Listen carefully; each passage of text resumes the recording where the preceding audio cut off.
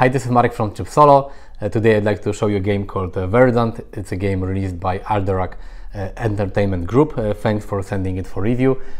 And you can say this is a third game from their series. We had Calico, then there was Cascadia, and now we have Verdant.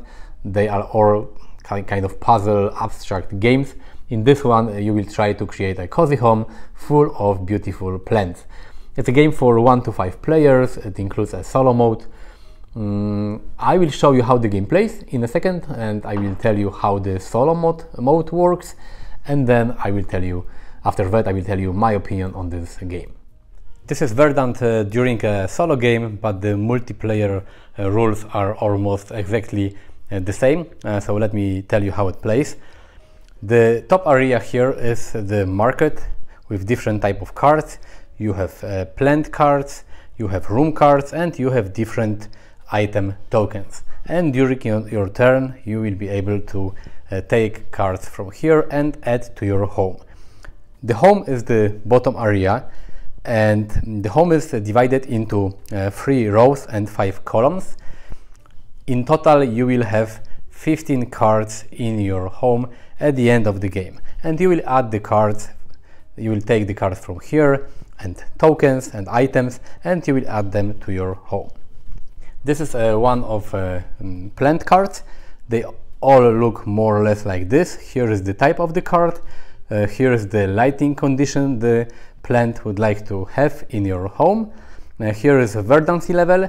So during the game you will be able to add verdant tokens. They look like the leaf.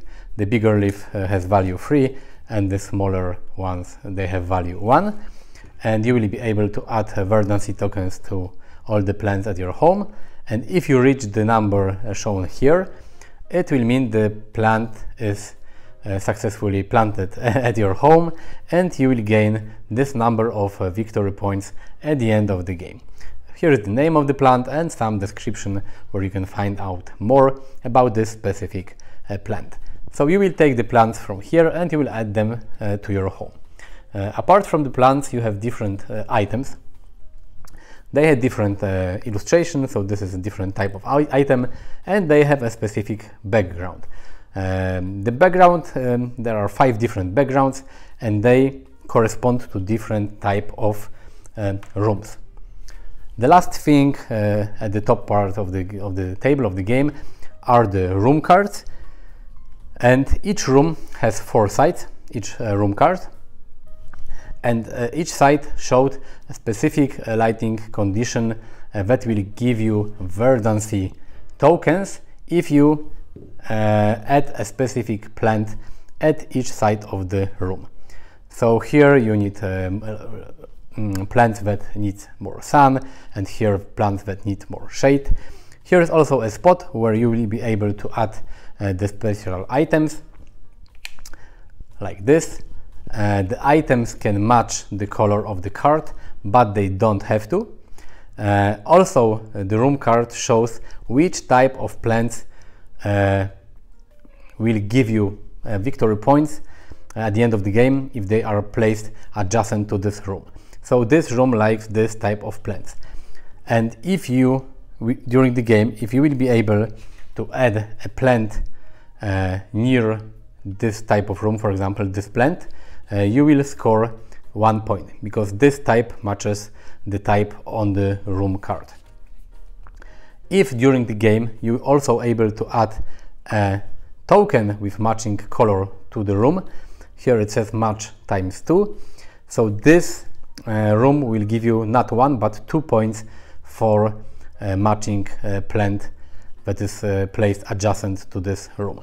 So by placing items on room cards, you can score additional points for specific plants. As I said, the color doesn't have to match, because you can also get additional points for collecting different type of items during the game, or so sometimes you can place an item with different color just for having specific type of item at your home.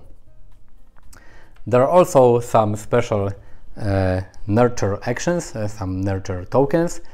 You have 3 of them. They have always green background, and you have fertilizer, hand trowel, and watering can.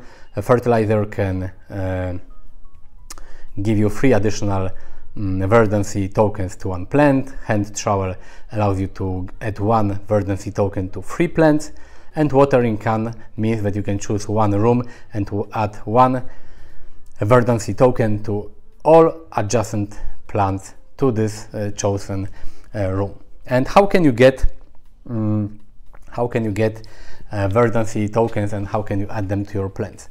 If you have a room at your home, and if you add a plant that matches the lighting type of the side of the room, like here is sun and here is also sun, you will be able to add 1 verdancy token to this plant.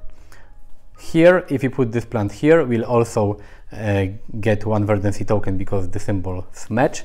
But if we add this plant here, for example, we wouldn't get, because this icon is not shown on the plant itself. So in your turn, you have to choose 1 column, and from this column, sorry, I placed the card not properly. You have to choose 1 column, and from this column you have to take the item token, and you have to take 1 card, either a plant or a room, and you have to add them to your home area. You cannot place 2 rooms adjacent to each other, so you cannot do something like this, and you cannot place 2 plants adjacent to each other. It always has to be a room, a plant, a room and plant, etc. When you take, for example, let's say I would take this card, I can add it to my home. Neither of the symbols match, so I will not gain any verdancy tokens. Then I have to take this item. I have an item storage card, and I can place 1 item for later use, or I can use it in the turn I took the item. This is a place where you can store items for future use. So let's say I took this fertilizer, and it allows me to add 3 verdancy tokens to my one of my plants. So I would do something like this. For example, I take this token and I can add it to the plant I have just placed in my home, and it will give me 3 additional points, and then you discard this token. If at some point you will be able to add as many verdancy tokens as shown on a card, you will gain a pot. And you have different types of pots. They have different scoring.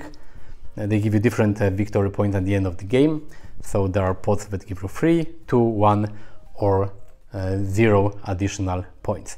So if you manage to finish a plant, you will take the highest value pot from the token reserve, and you can put it on a plant like this, and it means that this plant is already completed. It will give you 10 victory points at the end of the game, and additionally it will give you 3 points for this specific pot. So this is how you score points for completing plants at your home, and this is very important. Now you have to, if you didn't, one of the cards was not chosen, so you have to add this green thumb token to the card that was not chosen, and you have to add the missing elements to the market. So 1 plant card, 1 token, and another player can play his or her turn. When all the players have 15 cards, you can count the number of points for each player. You will get points for completed plants. You also will get points for verdancy tokens on all plants that were not completed. For example, if I had something like this here, it means I have 4 verdancy points here, and I will get 1 victory point for 2 verdancy points. So for this card I will get 2 victory points. which is less than the number of points I would get if I finish this card during the game. Then you will gain points for different pots. You will also get points for rooms. As I said, if you have plants with this specific type adjacent to a room, for example to this yellow room, you will get 1 point. If you have this item with matching background on a room card, you will get 2 points instead of 1. So this is another way to score points.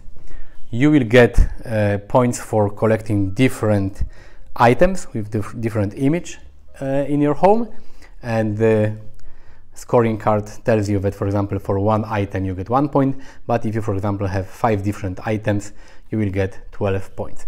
And you can also get 3 additional points for collecting plants from each type or for collecting rooms from each type. There are 5 types of plants and 5 types of room. Then you will count all the points, and the player with most points wins the game. You can also play the more advanced variant where you have different goals. You have room goals, you have plant goals, and you have item goals. At the start of the game, you will choose 1 card of each, 1 goal card of each type. You will place it on the table, and these are the goal tiles that all players can use, and they can give you, these cards can give each player additional point at the end of the game. For example, here we get 2 victory points for each matching pair of pots. Or here you will get 3 victory points for each row with all the same plant type. So the goal cards can give you additional ways to score points during the game, but this is a more advanced variant. So if you want to play a simpler game, you don't have to use the goal card. As for solo play, it plays very similar. Your home area is the same. You will construct a home with 3 rows and 5 columns. Each turn you will take a card from 1 column. One thing I forgot to tell you are the green thumbs tokens that you can acquire during the game, and you can always spend 2 green thumbs tokens to perform a special action. This card tells you what you can do. If you spend 2 green thumb icons, you can replace any number of tokens before you choose one during your turn. You can replace any number of cards that don't have a thumb token on them. Also, you can discard them and replace before you choose a card. You can draft any card and any token, because normally you have to choose a column and you take a card and a token from the same column. But by spending 2 green thumb tokens, you can take, for example, this card with this token. And you can also spend 2 tokens to add 1 verdancy point to any plant at your home. So this is what you can do with the thumbs that you will collect during the game. As for the solo game, it plays very similar. You have the same home area here. You will collect your cards. You will have 3 rows and 5 columns. You will add plants and rooms and different items and tokens. The only difference is that at the end of each turn, you will have to discard the right column from the market area. So at the end of the turn, you will have, if there's any card with thumbs, you have to place them on a card that is on the left side. So here you will discard this card, this token, and this card. If there is a pot above the column, you also have to discard it, because in the solo game you will not place the pots in a reserve where you can take them when you want, but you have to place pots at the top of the each row in the market area. So if you manage to finish a plant on your turn, you will take the rightmost pot from here and add it to your home. But if you didn't manage to finish a plant in your turn, you also have to discard this pot. And the pots are placed at the top of the market in descending order. So the highest value pot, the one that give you 3 points, will be discarded first. So you have to kind of hurry and finish plants as fast as you can to acquire the highest value pots from the market. Then you slide everything to the right, and then you have to refill the market area with new card and with new token. And then it's your turn again, and you play something like you play the game like this. At the end of each turn, you have to discard the rightmost column, and then it's your turn again. When you finish the game, you will calculate your score, and you can compare it with this table here. So you need at least 60 points in order to have a good start. But if you would like to, you have special achievements. They are similar to Calico or Cascadia, and each scenario gives you some specific goal cards that you have to use. Sometimes you have some specific objectives and a minimum score that you need to acquire in order to finish a scenario. So if you don't want to play a regular solo game, you can use one of the scenarios to play it, and they give you additional challenge. So this is how you play Verdant. Let's go to summary. If you played Calico or Cascadia, you will know what to expect from this game, more or less, because it feels quite similar, not in terms of actual gameplay, but you can feel that this game was created by the same company. Verdant is beautiful. I have to say, I think it's the most beautiful game from the whole trilogy. It's more beautiful than Cascadia and Calico. All the cards have beautiful illustrations. You have 60 different plant cards, and they have all different artwork. You have additional information about the plants, so if you are interested in plants, you can read, and find out more about them. So it's really beautiful.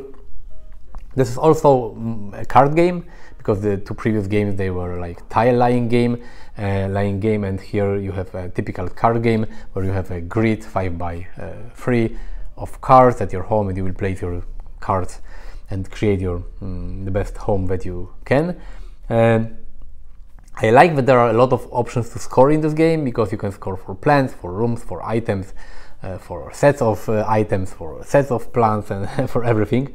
This makes the game, I think, more complex than Calico or Cascadia, because of different type of cards and different type of items, and you have this verdancy tokens, you have this thumbs up tokens, you have the green type of items that give you additional verdancy, and you have the regular items that have different colors, and you can match the items with color of the rooms, and you have to match plants with color of the rooms to get additional points. So I think it's a little more complex than the previous games, but maybe it's because I played this game not that many times. I played Cascadia and Calico a lot, so maybe I'm better in these two games. But Verdant, I think, is a more complex game, and if I would have to explain it to someone, it will take more time. But I think that in my personal ranking, Verdant has a chance to become my favorite of the whole trilogy, because I think it's the most gamer type of game, more advanced, and gives a lot of option to score and to get points. I like that you have the goals that give you additional advanced variant of this game. You have, as you have seen, you have 3 different type of goal cards that you can add to each game, and each player can score additional points for achieving different goals. So this is really cool. But at the same time, you have this family variant that simplifies a few rules, so you can play Verdant with kids. For example, Cascadia had the same. They had a family variant, and I played a lot of Cascadia with my 7-year-old daughter. She loves it, and I think she's not maybe ready to play the regular Cascadia, but the family variant is perfect for her. I haven't tried Verdant with her, but I think that she will also like this game, especially that she likes plants. And the solo mode works also similar, like in the previous games. You play your regular game, and at the end of your turn you have to discard the right column of the market. Here is it has a little race element, because you have to be fast with completing your plants in order to get better pots, because the pots are also discarded, so the better pots leave the game earlier. So if you want to score more points for specific pots, you need to be fast. So if you like abstract games, if you like plants, the theme of this game, you should definitely try Verdant. It's a great game. It receives a lot of great scores on BGG and everywhere. I think people love this game.